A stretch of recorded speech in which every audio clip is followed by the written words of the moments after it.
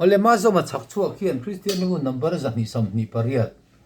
Hlimin lawm rawh Tlantu local ta ti hi han sate atia helai sabla chuan rejoice and be glad ti ania limla lawm rawh ti na niang chu Christian lu number pasari na kan fak fo wang che ti nen kan athuk hi ain angani solfa hian an support ila so do do do do do re mi mi mi mi do mi so so so la so mi mi re re re so so la so mi re do do so la so mi re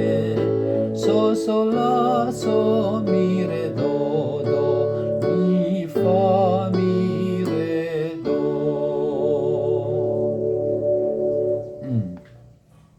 katiang khan ya asak sual je uchu kan nei mai thei kha thuk chu ni maya ol khop maya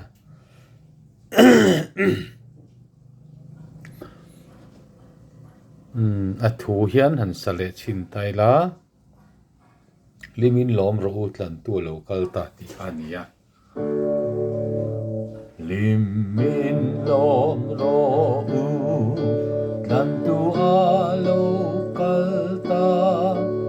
amut na a cross le a than va en la fakin aula miat ken be chan chin chu fil ro fakin aula anung le ta ti lo min fil ro katiang khani mai sang ni na Hlimin lawm rawh mi alo en ta en chung jing chu a kyang ta hlim kai chu a re fakin aula mi an ken be chan chin chu fil ro fakin aula anung le ta ti lo min fil ro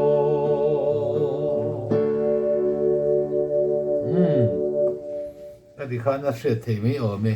as la hi a simple ang reng takani zo changa le tu hi reverend chuak khama ani an request tu khama zo ma chak chuak ani